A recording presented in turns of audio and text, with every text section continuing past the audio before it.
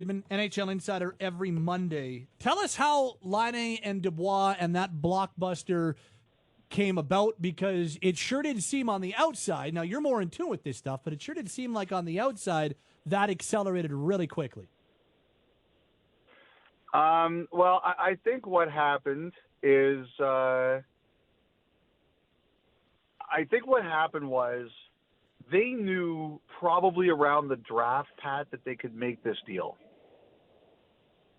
Okay. I think they knew back in October that this deal was on the table. Like, we taped something with Kekalainen today for the podcast, and he said that he told Winnipeg it was not going to be a 1-for-1.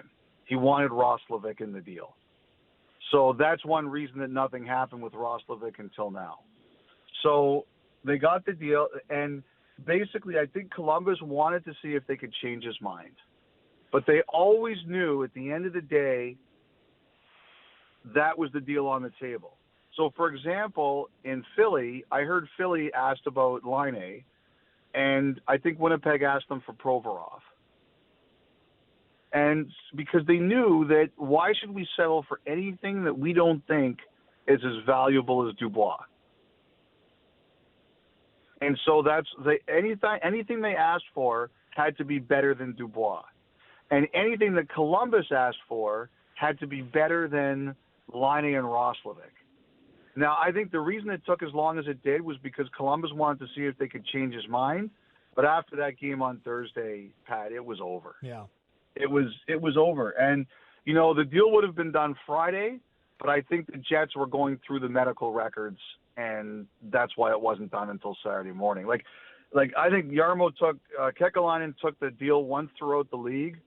I think Montreal looked at it, and we're not doing that. I think Anaheim was willing to look at some things, but nowhere near close to Laine and Roslovic. And at the end of the day, that was their best deal. It seemed like Winnipeg was the front runner from the get-go. I never got the sense that Calgary was a big-time front runner in this. We know that they were in it, and I know that you have reported on that. How close do you believe Calgary was in getting Dubois? Not that close. I think you're right. I think they were aggressive. I think they wanted them.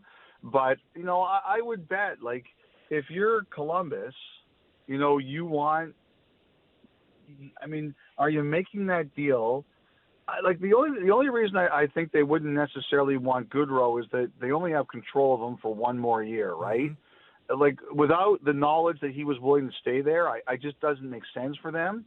So they're probably asking for someone like Tkachuk, and you guys aren't doing that. Yeah. You know, like I think the big one was Montreal, and would they be willing to put Nick Suzuki in there?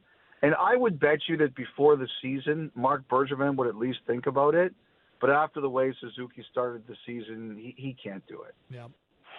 And finally, and I think with Anaheim, I just don't think that Zegras and Drysdale were in it.